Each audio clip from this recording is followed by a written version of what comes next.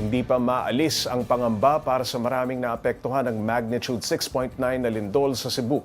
Patuloy ang aftershocks, kaya ang ibang mangingisda ayaw munang lumaot sa takot na doon abutan kapag muling nagkaroon ng pagyanig. Para bigyan ng mukha ang balita, Mobile Journal Arles de los Santos. Halos isang linggo matapos yanigin ng magnitude 6.9 na lindol ang Northern Cebu, dama pa rin ng mga Cebuano ang epekto nito. Gaya ni Raymond at ng kanyang pamilya na piniling manatili sa open area na ito at magsiksikan sa maliit na tolda.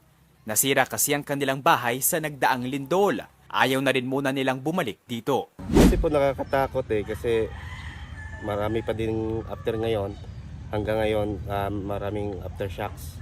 Saka parang may trauma na kasi kami nung time na yon kasi nung pumasok din kami kasi kinukuha namin yung mga ibang bagay na importante. Tapos nung kinuha namin yon bigla naman siya bilang yumanig ng malakas. Within seconds lang nag-ano na din siya. Aftershocks pa din. Apektado rin ang kanyang kabuhayan bilang mangingisda. Natatakot daw kasi siyang abutan sa laot sakaling magkaroon na naman ng lindol. Sa ngayon wala pa kaming ideya kung kailan kami makasimula ulit kasi lahat kami dito na trauma. Nagsulputan na rin ang mga sinkhole sa iba't ibang bayan at munisipalidad sa Northern Cebu maging sa mga dagat. Gaya ng sinkhole na ito sa Barangay Bitoon sa Daang Bantayan, Cebu na ayon sa mga residente, nasa 20 talampakan ang lalim. Ayon sa Mines and Geosciences Bureau, dulot ito ng pagkatunaw, pagbagsak o pagguho ng bato na nakabaon sa ilalim ng lupa. Kaya ang paalala ng ahensya, maging mapagmatyaga at iwasan agad ang mga sinkhole lalo na sa mga bata. Naiulat din ang mga landslide sa Tabuelan na lubhang nagpabagal sa daloy ng trapiko papasok sa Northern Cebu. Umabot na rin sa halos 3 bilyong piso ang naitalang halaga ng pinsala sa lindol sa mga kalsada at tulay. Maging ang 38 paaralan sa Bogo City ay hindi nakaligtas.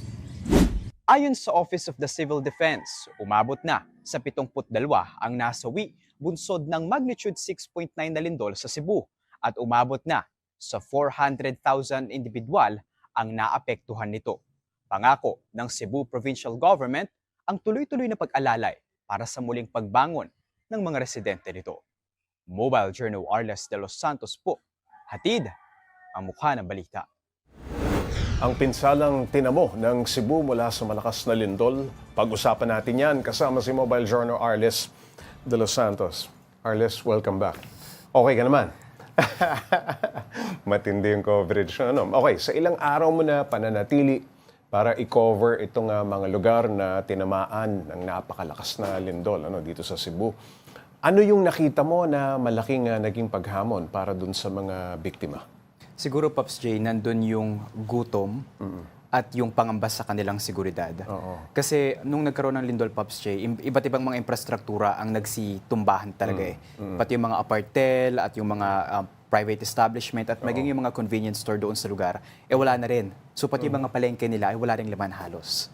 So nakita ko, Pops J, kung paano talagang parang merong zombie apocalypse kapag kami dumadating ng mga relief pagkain goods. Yung mga tao. Kasi Pops J, talagang iniisip nila yung mga anak nila. At syempre kung ano yung aasahan pa nila sa pagdating ng gabi. Ayun, survival, Okay, magkasama kayo ni Mobile Journal Ivan Tarinque dyan sa coverage na yan. Kamusta ang naging karanasan ninyo? Nagtutulungan po kayo.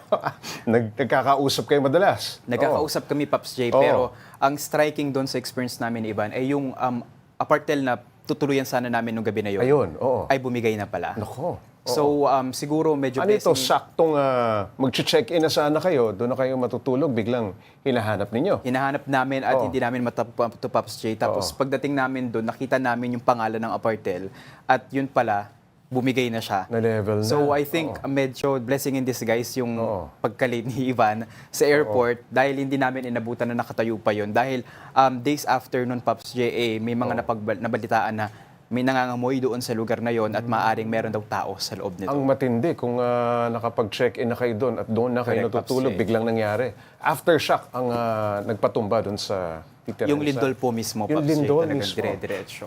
Okay, paano nyo na itawid yung ilang araw nyo roon? Ang pinakamahirap siguro dito, walang kuryente, di ba? At kamusta naman ang supply ng tubig? Yung mga basic. Ang ginawa namin, Pops J, bago kami pumasok ng Ground Zero ay naghanda na kami ng mga Naghanda na. gamit at pagkain na kakailanganin namin. Talagang sabi namin, alam natin kung ano yung expect natin doon on the surface level.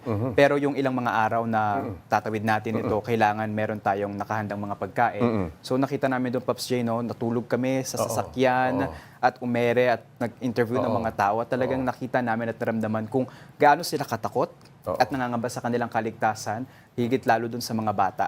Dahil hindi pa nila siguro naintindihan kung ano yung nangyayari at kung gaano kagrabe yung pwedeng dalhin na disgrasya nitong lindol sa kanila. Arles, anong pakiramdam nung pabalik ka na ng Maynila? Tapos na yung coverage. Anong nasabi mo sa sarili mo? Naku, Pops J, parang yung bawat galaw, pakiramdam ko ay aftershock. Dahil sunod-sunod yung naging aftershock doon at yung iba talagang lindol na yung umaabot ng magnitude 5.1. At iniisip ko noon na yung mga tunog ng mga kumakaransing na mga gate at pinto na akala mo ay bibigay, may ganun pa rin siyang pakiramdam, Pops J. Pero luckily na nakalabas kami doon ng ligtas. Pero syempre yung imahe nung nagsitumbahan ng mga gusali, yung mga kalsada na parang napunit sa gitna, yung mga palayan na hindi na mapakinabangan sa ngayon, at syempre yung mga tao na nagdadalamhati, talagang napakahirap alisin sa isip. Yun yung tumatak sa'yo, Arles. Okay, sa mga nakausap mo, sino naman ang pinaka-tumatak sa'yo? Ang isa sa pinakatumatak sa akin, Pops J, ay yung isang pamilya doon, no? Sa nanatabunan ng landslide, yung 15 mga individual. At yung isang 17-year-old na babae doon, na meron siyang anak na 1-2 buwan pa lamang. Ayon sa kanyang ama, hinarangan nito yung kanyang anak, no? Para hindi matabunan din ng landslide. At ito pang isang, Pops J, yung pamilya din na sawi, no, sa landslide na mismong sa trapal na lang sila pinagburulan. Sinubukan natin ikutan yan sa mga sumunod na araw at oras. Luckily naman ay binigyan sila ng kanilang local government unit ng mas maayos na lugar at trapal. So at least nakahinga-hinga naman sila ng kakaunti. Okay, anong sabi ng mga otoridad, Arles, kailan daw kaya babalik sa normal? No? Kahit pa paano ang pamumuhay ng mga nilindol? Matagal pa daw, Pops J, no? At kahit nga itong aftershock ay maaring linggo o buwan, ang abutin nito bago turuyang mawala.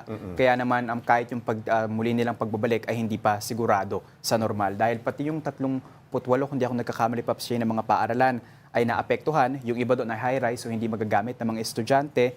Bukod pa dyan, yung kanilang mga kalsada hindi na madaanan at kailangan ng repair at hindi natin sigurado kung magkano aabutin ng repairs na yon. Pero continuous naman daw ang efforts, Pops J, ng national and local government, pero mahaba-haba pa ang kanilang babahihin, ang kanilang bubunuin para muling makatayo dito. At syempre, Pops J, no, yung dami ng mga nagbibigay ng tulong, nagpapasalamat naman sila doon, Pops J.